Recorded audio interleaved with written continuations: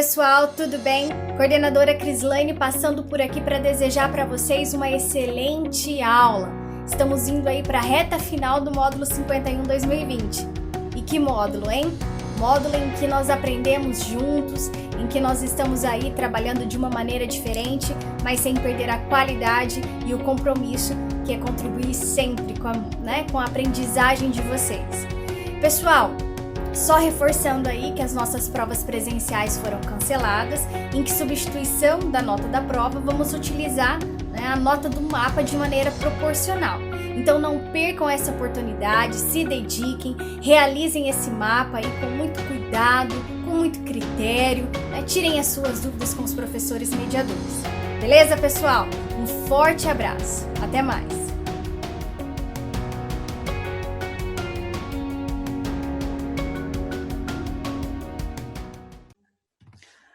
Olá pessoal, tudo bem com vocês? Estou aqui novamente, o professor Edmar, para mais uma videoaula.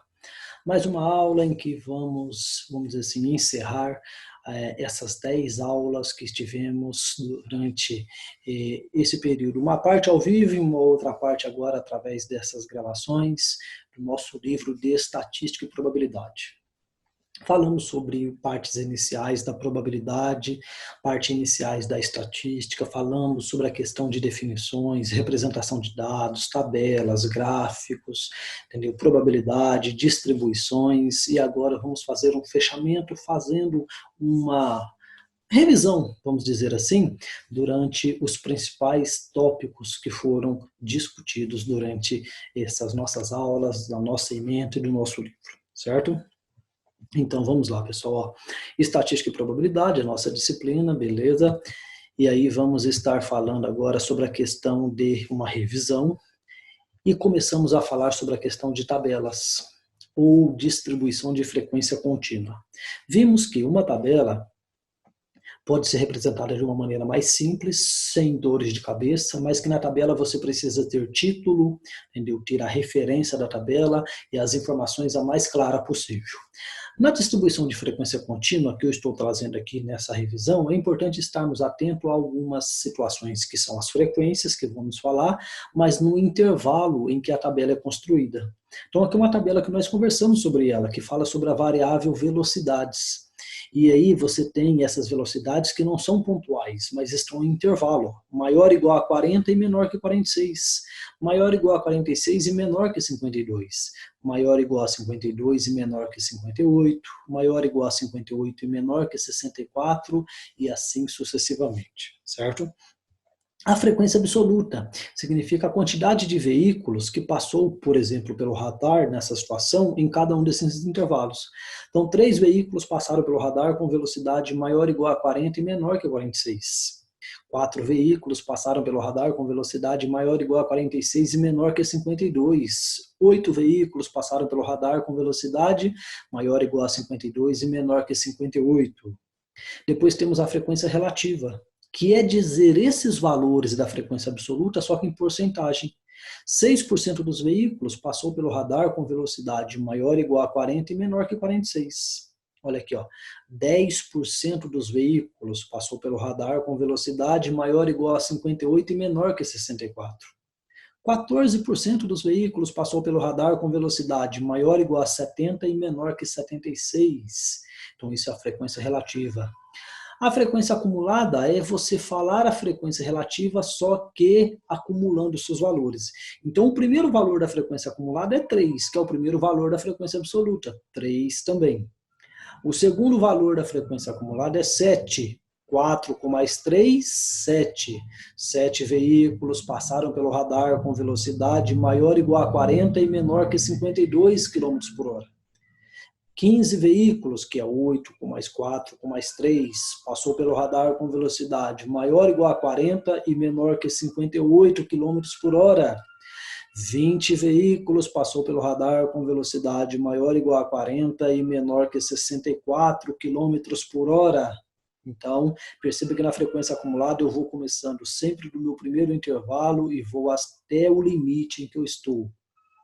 E depois temos o ponto médio, que é o ponto médio exatamente de cada um desses intervalos. Quem que está na metade entre 40 e 46? 43. Na metade de 46 a 52? 49. Na metade de 52 a 58? 55. Isso é o ponto médio, que está exatamente em cada ponto médio destes respectivos intervalos. Ele é útil, como vimos, para o cálculo, por exemplo, da média, quando eu necessito trabalhar com a média com uma distribuição de frequência contínua, certo? E com base nisso está aí, ó, qual é a quantidade de classes, qual é a amplitude, situações mais específicas que estão presentes nessa tabela. E aí o que é classe mesmo? Classe são linhas. Então, 1, 2, 3, 4, 5, 6, 7 linhas, 7 classes. Qual que é a amplitude? Amplitude é essa diferença aqui, ó.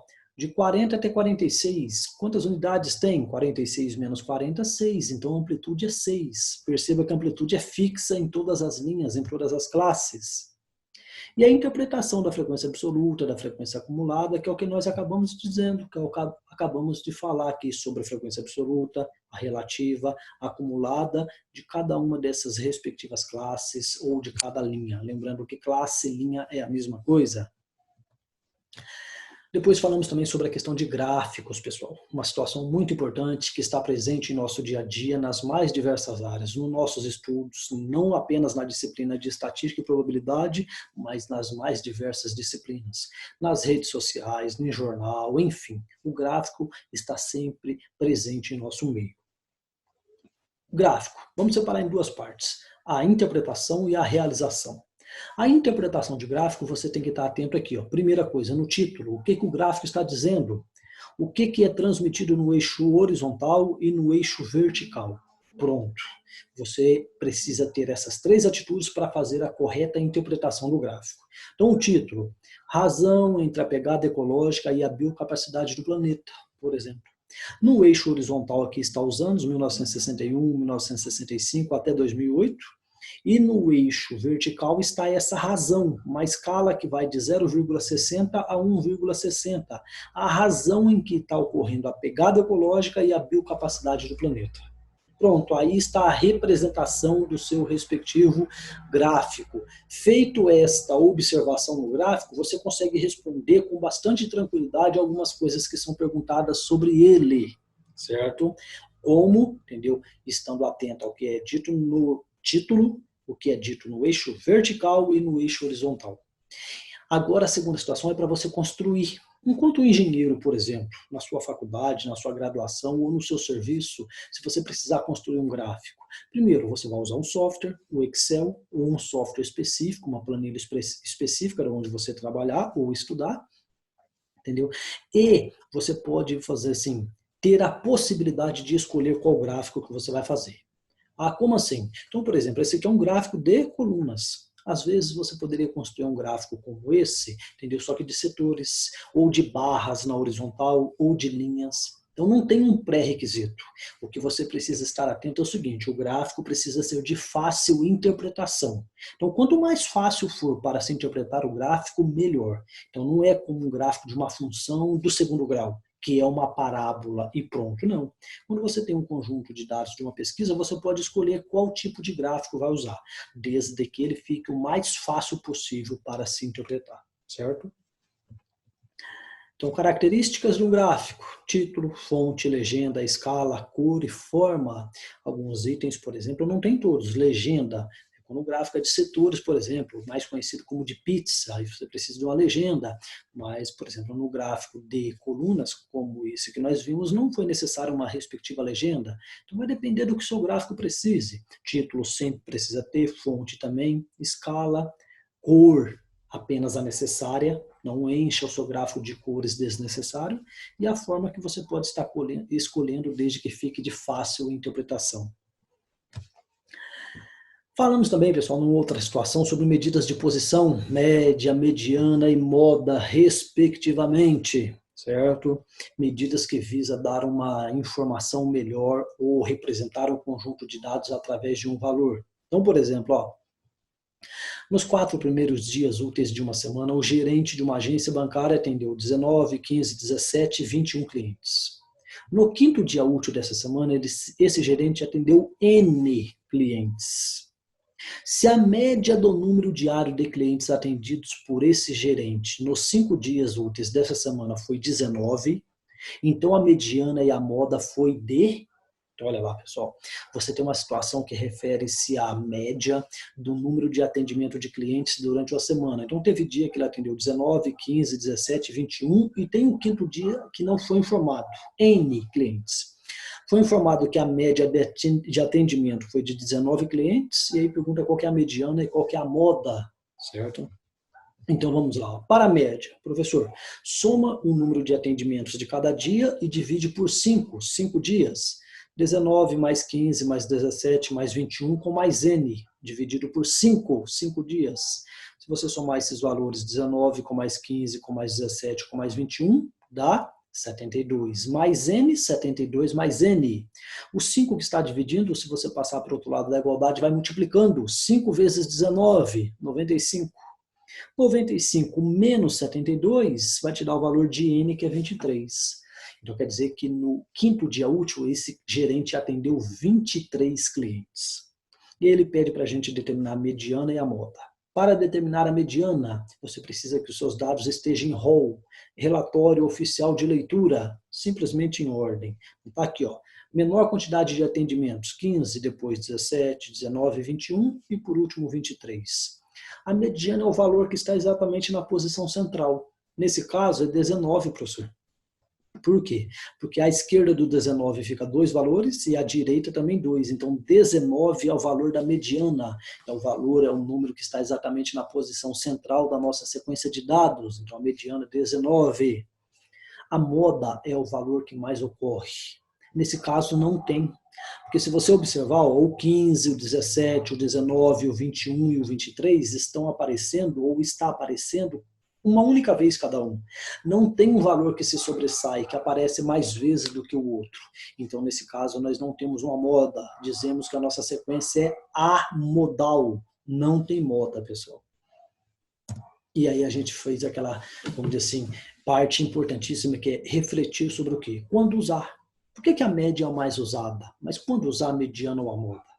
Então, sempre que os seus dados forem homogêneos, forem valores próximos um do outro, você pode usar a média para representar os seus dados, certo?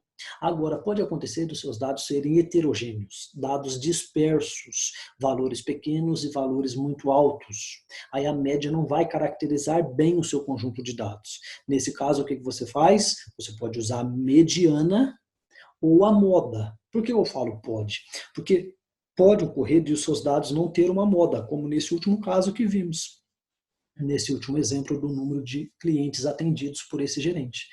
Então você tem dados que são bastante heterogêneos, tem valores pequenos e valores muito altos. Então a média não vai caracterizar bem, representar bem o seu conjunto de dados, certo? Só que não tem valores que estão aparecendo mais vezes do que os outros. Então não tem moda. E daí? Usa a mediana, certo? Ah não, mas tem uma moda. Então tem um valor que está sobressaindo muito. Pode usar esse valor, então, como a moda para representar o seu conjunto de dados. Então, não necessariamente a média precisa ser a medida única e exclusiva a ser usada para representar um conjunto de dados. Podemos usar também a mediana ou também a moda. E aqui tem uma interpretação sobre um tópico que nós vimos, entendeu? Que encaixa-se bem com esse que eu estou dizendo para você, que é quando os seus dados são homogêneos ou heterogêneos. Então, por exemplo, pessoal, é o que nós chamamos de desvio padrão. Então aqui, ó, eu tenho bem na metade dessa curva, que é a curva da distribuição normal, a média de uma determinada amostra. E à direita dessa média e à esquerda está sendo somado à direita e subtraído à esquerda um desvio padrão. Depois 2 desvio padrão e depois 3 desvio padrão. Se os seus dados são homogêneos, se os seus dados são bem, vamos dizer assim, repartidos, se os seus dados forem coletados de uma maneira bem organizada, ao redor, à direita e à esquerda da sua média da amostra, com um desvio padrão para a direita e um desvio padrão para a esquerda, você tem 68% dos seus dados abrangidos, contemplados. Com 2 desvio padrão à direita da média da amostra e 2 desvio padrão à esquerda, você tem 95% dos seus dados contemplados. E com 3 desvio padrão à esquerda da média da amostra e 3 desvio padrão à direita da média da amostra, você tem 99,7% dos dados contemplados, abrangidos, contabilizados. Então, ou seja, se você está com um conjunto de dados que não é heterogêneo, que os dados não fogem muito, não tem valores muito pequenos, nem valores muito altos, a média sim, é uma boa medida para representar o seu conjunto de dados. E aí você tem essa, vamos dizer assim, característica dos seus dados serem normalmente distribuídos. Quando os seus dados são muito heterogêneos, essa curva que você está vendo aqui, ó, ela não tem esse comportamento bonitinho aqui de simetria. Ou ela vai estar mais concentrada para a esquerda ou mais concentrada para a direita, onde tem uma maior concentração de seus dados que estão dispersos. E aí você tem, por exemplo, maiores complicações se usar apenas a média para representar o seu conjunto de dados, certo? Falado sobre isso, pessoal, sobre essa parte da estatística que traz a representação de um conjunto de dados, que traz, vamos dizer assim, informações de descrever o seu conjunto de dados, nós também adentramos a uma parte de probabilidade, que nos permite tirar conclusões, fazer previsões, entendeu? Inferências sobre um conjunto de dados, de uma amostra para um conjunto maior, por exemplo. Então, olha aqui, a parte inicial da probabilidade que nós vimos, conceitos iniciais. Você tem uma tabela que constam aqui marca de veículos, Volks, Ford, GM. E o total. Número de veículos, 12 da Volks, 16 da Ford, 18 da GM, somando esses valores, um total de 56 veículos. Aí ele fala que numa solenidade que seja solicitado um veículo, qual é a probabilidade dele ser da marca Ford? Então, nós fazemos lá, ó, quantos veículos temos na marca Ford? 16, dentre 46 no total. 16 em 46 é 0,3478, ou 34,78%. Essa é a probabilidade do veículo solicitado ser da marca Ford. Bem conceitos iniciais, bem simplesinhos sobre probabilidade. Por quê? Porque daí nós adentramos nisso um pouco mais elaborado. Probabilidade condicional. Por exemplo, no lançamento de um dado, qual é a probabilidade de sair o número 3? Sabendo que o número ocorrido é ímpar. Quando você lança um dado, você tem 6 valores para o seu espaço amostral. O que podem ocorrer? Número 1, 2, 3, 4, 5 e 6. Então, saiu o número 3, seria um número dentre 6. Porém, aqui você sabe que ocorreu um número ímpar. Então, ocorreu o número 1, 3 ou 5. Então, você altera o espaço amostral. Não serão 6 possibilidades mais, mas sim 3. E aí, 3 possibilidades no total, que é o número 1, 3 ou 5. De sair o número 3 é um número dentre 3, 1/3, certo? É a probabilidade condicional. Probabilidade de A, dado que ocorra B. Probabilidade de sair o número 3, dado que ocorreu o número ímpar. É a intersecção, o 3 com o ímpar, sobre o número ímpar. Então, um número que é o 3 dentre os 3 possíveis que são os ímpares, de 1, 3 ou 5. E aí você tem essa expansão. Ó. Uma família planeja ter 3 crianças. Qual é a probabilidade de que a família tenha exatamente 2 meninas? Dado que a primeira criança que nasceu é menina. Então, o que você tem aqui? Você tem a probabilidade a ser calculada de uma família que planeja ter 3 crianças. Qual é a probabilidade de que tenha exatamente 2 meninas? Então, não pode ser 3 meninas nenhuma, tem que ser exatamente 2. Dado que a primeira criança que nasceu é menina, então nós vamos lá. Ó.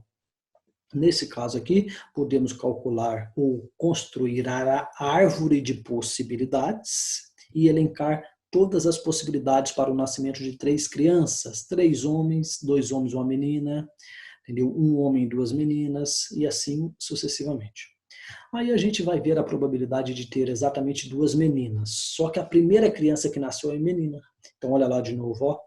Essas 4 primeiras possibilidades serão excluídas, porque nessas 4 primeiras possibilidades, a primeira criança que nasce é homem, e nós sabemos que a primeira criança que nascerá ou que nasceu é menina, segundo o enunciado. Então vão entrar estas 4 possibilidades aqui, ó, em que a primeira criança que nasce é menina. Está aqui, ó, o espaço amostral 4. E vamos ver onde tem exatamente duas meninas. Aqui tem dois homens, está fora. Aqui tem duas meninas e aqui também. Então, 2 em 4, meio, 0,5 ou 50%. Então, de novo, a condição de que a primeira criança que nasça é menina, seja menina, alterou o espaço amostral. Ao invés de 8 possibilidades, tivemos apenas 4 possibilidades no total. Porque as 4 primeiras em que a primeira criança que nasceu é homem, foi excluída, certo?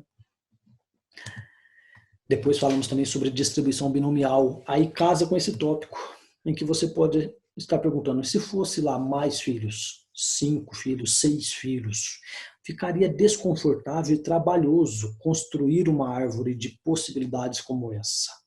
E aí nós temos essa possibilidade aqui, ó, distribuição binomial, certo? Quando a ordem dos dados não influencia.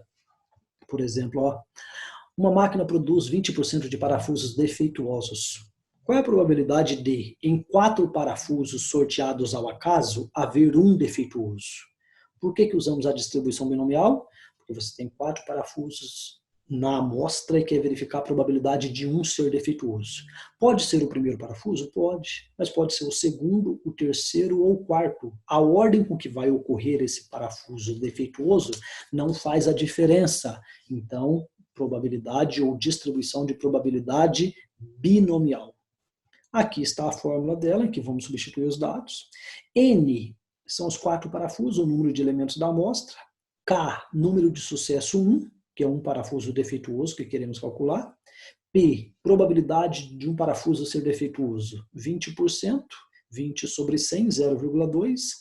Qzinho, probabilidade do parafuso ser bom, probabilidade do insucesso, 0,8, 80%.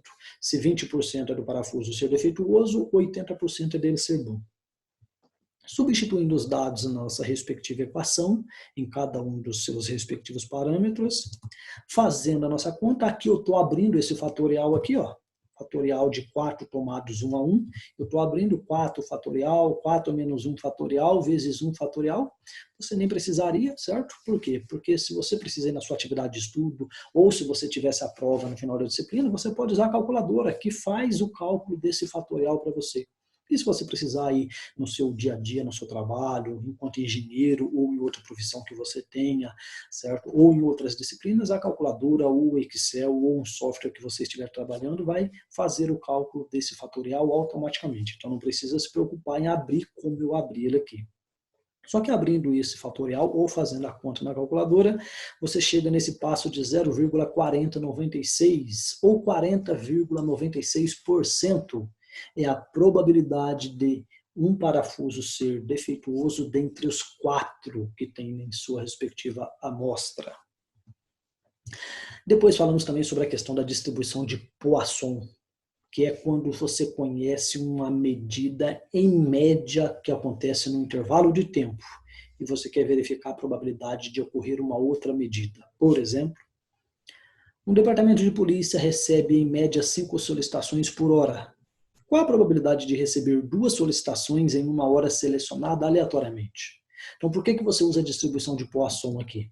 Porque você conhece que, em média, ocorrem 5 solicitações por hora. Então, você conhece um intervalo que acontece algo.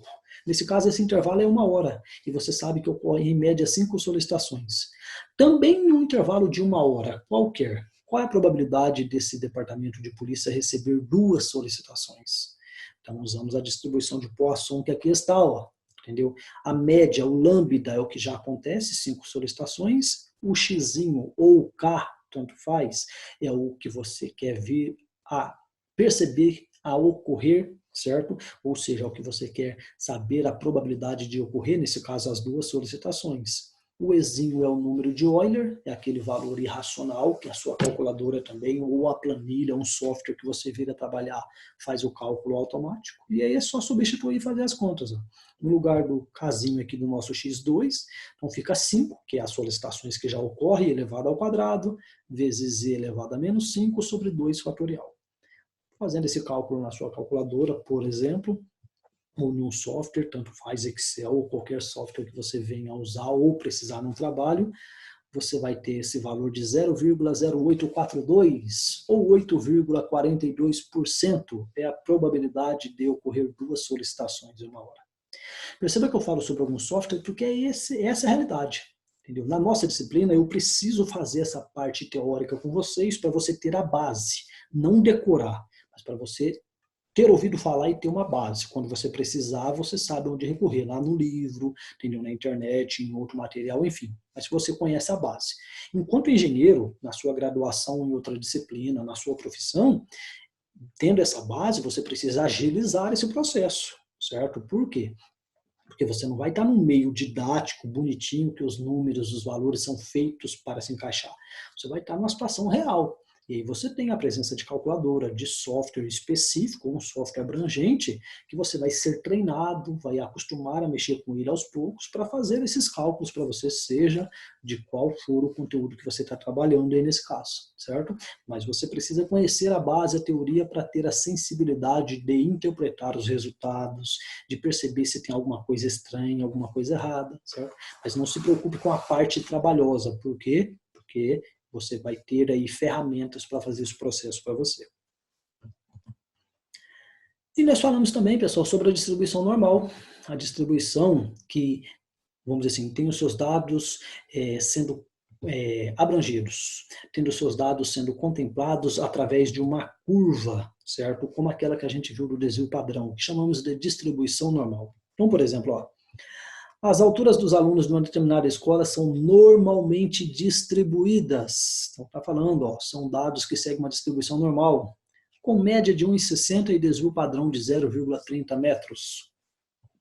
Enquanto a probabilidade de um aluno sorteado ao acaso medir mais de 1,75. Então, nós vamos fazer isso daqui, pessoal.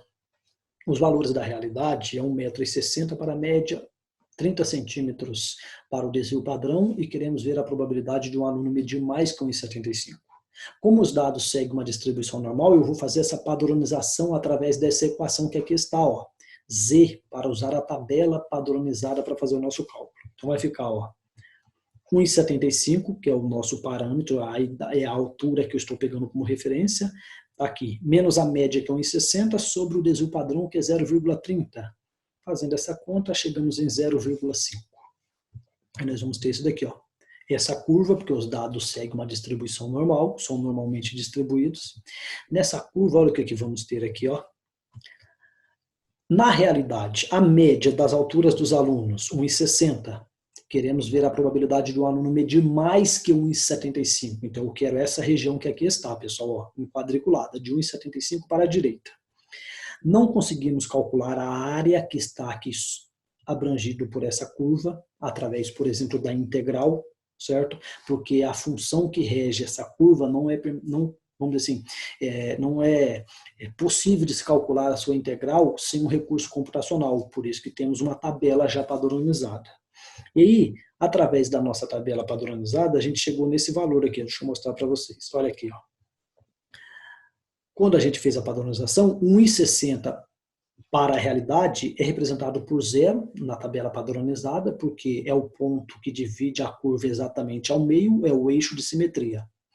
1,75 da realidade padronizado deu 0,5. Essa padronização que nós fizemos aqui, ó. Se eu voltar, dá uma olhada aqui, ó. Olha lá.